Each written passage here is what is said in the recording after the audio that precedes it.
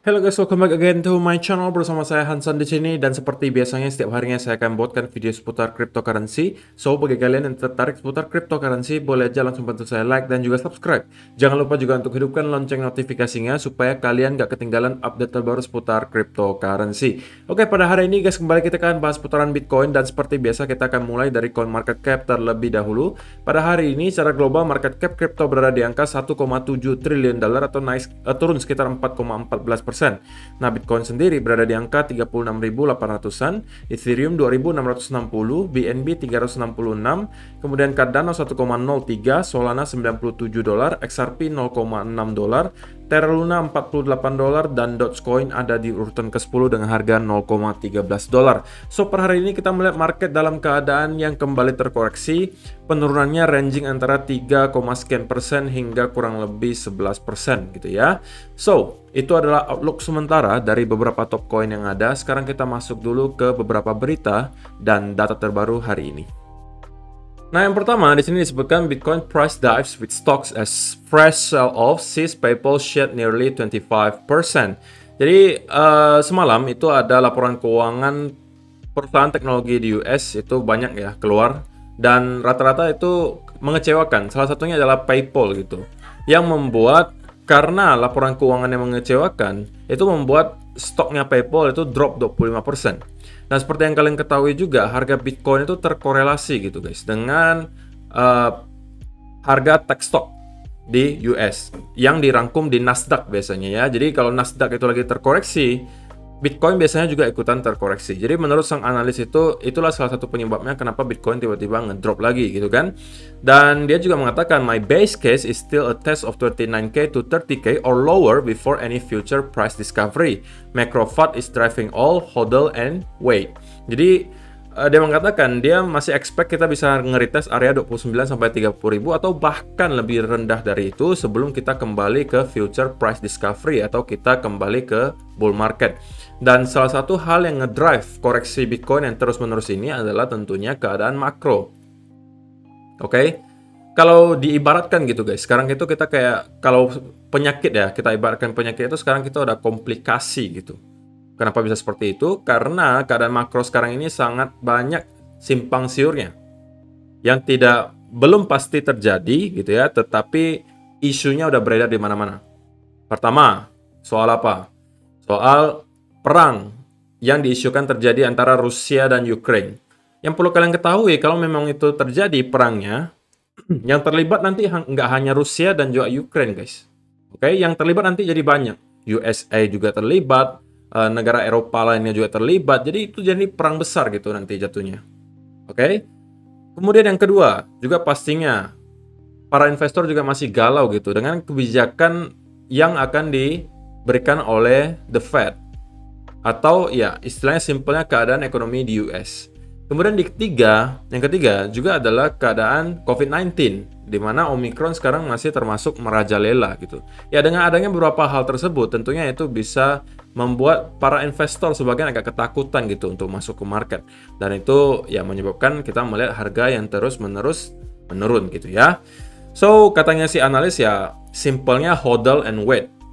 Bertahan dan tunggu gitu ya. Dan itu adalah yang pertama. Kemudian yang kedua, di sini disebutkan Bitcoin price faces crucial trend battle as Bitcoin RSI confirms breakout. Nah, kalau misalnya tadi soal fundamentalnya, maka sekarang kita akan bahas soal teknikal di Bitcoin gitu kan. Dan menurut satu analis di sini kita mendapati adanya sebuah hal yang menarik di indikator RSI, di mana kita sebenarnya sudah mendapati breakout, oke, dari trendline RSI di sini. Dan sekarang kita berada dalam tahap retest. Oke, nanti kita juga akan lihat di chart gitu ya, apakah kita masih dalam tahap retest atau kita udah kembali masuk ke bawah. Dan tentunya ini menjadi sangat menarik gitu ya, apabila kita bisa mendapati bounce dari trendline di sini, berarti kita menjadikan yang awalnya menjadi trendline resistance di sini, kita jadikan sebagai trendline support. Tetapi tentunya kita perlu indikasi lebih lanjut untuk bisa mengatakan hal seperti itu. Oke, jadi ini secara teknikal ya, ini ada ya berita baik lah gitu ya, kita masih dalam tahap retest. Dan sebelum kita kembali masuk ke dalam tren tersebut, ya kita masih mempunyai potensi untuk bounce dari sana. Dan menurut si Mykolas Jarzejowski, we have nearly exactly the same Bitcoin price as 365 days ago. In other words, ranging market. Ya, ini juga saya setuju gitu guys. Dimana kalau misalnya kalian perhatikan secara gambaran besar gitu, dari tahun 2021 hingga sekarang, kalau kalian tarik garis gitu ya, kita itu hanya bermain antara area 30.000, 60.000, balik lagi 30.000, 60.000, balik lagi 30.000 gitu loh. Jadi kalau secara teknikal itu bisa kita sebut sebagai ranging market. Alias bolak-balik ya di sono aja gitu. Jadi kita tidak bisa bilang bull market, kita juga belum bisa bilang sebagai bear market kecuali kita udah break gitu ya. Katakanlah salah satu major support yang menahan range 30 sama 60.000 itu. Kalau kita break di bawah 30.000 mungkin ke 28, 27, maka ya kita bisa mengatakan oh, kita kemungkinan probability-nya sekarang udah lebih ke arah bear market gitu ya. So itu adalah beberapa hal yang pengen saya sampaikan. Kemudian juga ada saya juga pengen sampaikan data on-chain di sini. Bitcoin RSI sama dengan 52. Dan intinya yang pengen disampaikan gambar ini adalah dia membandingkan gitu guys. Hal yang terjadi sekarang dari segi RSI dengan yang terjadi di tahun 2019 kemarin. Dimana kalau misalnya kalian perhatikan di tahun 2018 hingga 2019, tentunya kita kan bear market gitu ya guys. Oke. Dan menurut si Root, itu kita sebenarnya mendapati indikator RSI itu membentuk pola yang mirip gitu. Dimana kita ada membuat satu down movement yang cukup deras, kemudian ada koreksi, kemudian membuat wave kedua di sini, lalu kita naik lagi. Di sini juga kita mendapatkan pola yang kurang lebih mirip, gitu ya. Kita mendapatkan koreksi besar di sini, kemudian ada sedikit retracement ke atas, kemudian kita membuat wave kedua di sini. Dan secara pergerakan harga, kalau kalian perhatikan, walaupun misalnya ya, kalian mengatakan ini pasti beda kok, karena kalau di sini membuat higher high, kalau di sini kan tidak membuat higher high. Nah, tapi kalau dari segi pola pergerakan harga sebenarnya ini mirip aja gitu guys. Oke, dimana kita hanya ranging di sini ya, ranging aja di sini. Sebelum kita naik lagi, di sini juga kita anggapannya ranging movement antara 30.000 sampai 60.000 gitu ya.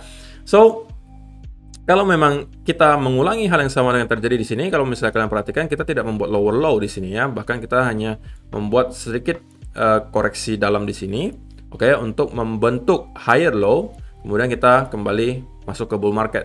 Nah, untuk bisa menyamakan ini, maka kita tidak boleh break dari angka 30.000.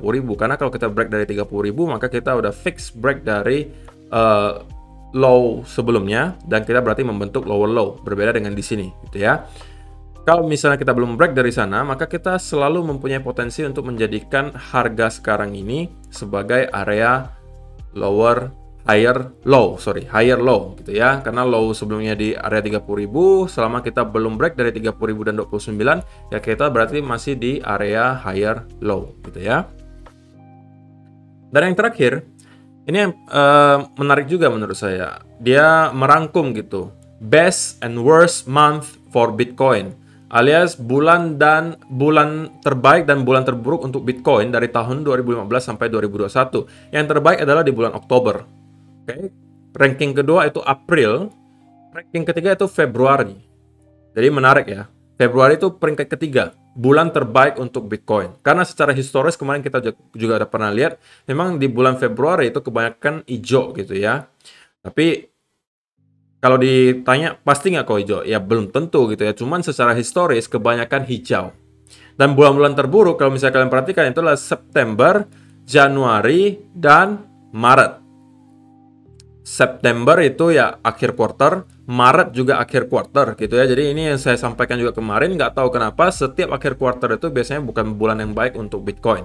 Ya intinya Maret berarti, kemudian April, Mei, Juni berarti Maret, Juni, September, dan Desember. Oke, jadi itu adalah akhir quarter. Walaupun kalau kalian lihat Desember ini ada 13% ya di sini ya, tetapi sisanya ya ranking-ranking bawah di sini. Kalau udah Juni ranking ke berapa? 1, 2, 3, 4, kelima terakhir. September ketiga terakhir. Maret itu bahkan yang paling buruk gitu ya. Jadi setiap akhir quarter itu typically bukan bulan yang baik untuk Bitcoin selain bulan Desember. Oke? So, itu adalah beberapa data dan berita yang pengen saya sampaikan untuk kalian hari ini. Sekarang kita masuk dulu ke chartnya Bitcoin. Dan kita akan mulai dari daily chart terlebih dahulu. Nah, menyambung yang tadi disebutkan soal RSI itu, maka kita juga bisa melihat sekarang memang kita mendapati ada breakout nih guys. Dari segi RSI, dan sekarang kita masih dalam tahap retest. Oke, kita masih dalam tahap retest. Nah, tentunya kalau misalnya hari ini kita juga close dan membentuk lower low di sini, maka kemungkinan besar kita akan juga mendapati RSI-nya juga kembali ke trendline di sini. Alias kita kembali mendapati fake out lagi. Oke, jadi ini tentunya perlu kita perhatikan. Kalau misalnya kita mendapati bounce dari sini, tentunya ini adalah berita baik gitu ya dari segi indikator. Namun, menurut saya baru akan lebih valid gitu ya untuk kita bisa mengatakan bahwa oh kita sepertinya akan melanjutkan kenaikan ke atas apabila kita sertai dengan price action. Nah, tentunya kita harus ngelihat lagi dari shorter time frame gitu ya atau time frame lebih kecil. Nah, yang kita bisa ketahui sekarang adalah bahwa kita sudah break juga dari salah satu trendline di sini, yang tentunya membuat kita short term akan lebih ke arah bearish selama kita belum reclaim area ini. Oke, dan semalam juga udah saya sampaikan gitu guys. Kita jangan terlalu over excited terlebih dahulu sebelum kita benar-benar mampu break di atas 40 dan 41 ribu di sini, kemudian konsolidasi di atas. Kenapa? Karena selama kita belum melakukan hal tersebut, maka secara teori dan kalau kalian perhatikan di 4-hour chart, kita itu belum break structure bearish-nya. Karena ini adalah trendline bearish-nya nih guys. Oke, ini down trend line-nya namanya.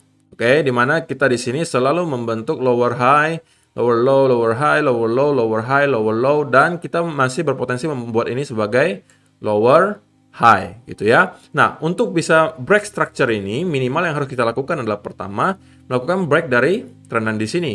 Dan lebih baik lagi tentunya kalau kita mampu break dari lower high sebelumnya. Maka dari sana kita baru bisa mendapatkan beberapa indikasi bahwa oh kita udah sepertinya break dari structure bearish-nya. Dan kita tinggal menunggu saja pattern continuation-nya dan kita bisa ikutan untuk masuk ke Bitcoin. Nah, tetapi sebelum hal tersebut terjadi, kita harus selalu waspada akan adanya pelanjutan arah tren. Dimana kalau kalian lihat di 4-hour chart-nya, trennya masih dalam keadaan bearish gitu. Jadi pelanjutan arah trennya berarti ke bawah. Nah, untuk sekarang tentunya kita sebenarnya belum mendapati drop yang terlalu parah gitu ya. Kalau misalnya kalian lihat ya kita memang mendapati ada breakdown dari sebuah trendline. Tetapi seperti yang saya sampaikan juga, titik invalidasinya tetap akan berada di sekitaran area di sini. Oke, selama kita masih berada di dalam trendline ini, seharusnya tidak akan ada masalah. Harusnya kita masih bisa mendapatkan bounce. Tetapi kalau misalnya kita udah breakdown lagi dari trendline ini, sekaligus breakdown dari area major support di 34.000, maka saya expect akan ada penurunan lanjutan. Bahkan kita mungkin bisa revisit ke area 30.000. Dan kalau gitu ya, kita bisa drop di bawah 30.000, maka itu bukan berita baik tentunya guys. Kenapa? Karena kemungkinan besar gitu ya, kita akan kembali mendapatkan semacam long squeeze ketika kita menyentuh area-area 28 dan 27, dan itu bisa drive Bitcoin tiba-tiba low ke 24 bahkan 23, 22 di sini. Oke, dan bisa jadi hanya membentuk wick seperti ini, kemudian kita kembali naik ke atas seperti itu. Jadi probability semacam itu selalu ada gitu ya. Kita harus selalu siap dengan segala potensi senarionya guys. Oke, kita tidak hanya bisa siap ke arah atas tapi tidak siap ke arah bawah, nggak boleh seperti itu. Kita harus punya planningnya. Kalau misalnya yang terjadi A, saya harus ngapain? Kalau misalnya yang terjadi B, saya harus ngapain, gitu ya. Jadi seperti yang saya sampaikan, kesimpulannya adalah selama kita tidak mampu reclaim lagi area trendline dan break dari trendline di sini, saya short term akan dalam keadaan bearish gitu ya. Tapi kalau kita mampu reclaim dan break dari trendline ini, tentunya ini kita bisa flip lagi ke sedikit ke arah bullish. Dan untuk lebih short termnya lagi, tentunya kalau misalnya kita lihat di 15-minute chart, bisa jadi kita akan menjadikan area ini sebagai area resistance untuk sekarang. Oke, kalau kita mendapati ada pattern di sini, kemudian kita mungkin breakdown lagi, maka kita bisa expect untuk Bitcoin kembali revisit ke next area support yang harusnya berada di sekitaran area $35.000. Tetapi apabila kita mendapati ada semacam impulsive move di sini, oke, semacam ini misalnya, berarti kita bisa sebut sebagai sebuah fake out gitu ya. Dan itu tentunya adalah hal yang cukup menarik dan kita bisa menunggu dia break. Dari sana kita mungkin baru bisa mengatakan oh kita udah flip lagi sedikit ke arah bullish untuk short termnya. Oke, so itu aja sih untuk hari ini guys. Terima kasih yang sudah menonton sampai selesai. Semoga bermanfaat video hari ini dan kita akan bertemu lagi di video yang berikutnya. Bye-bye.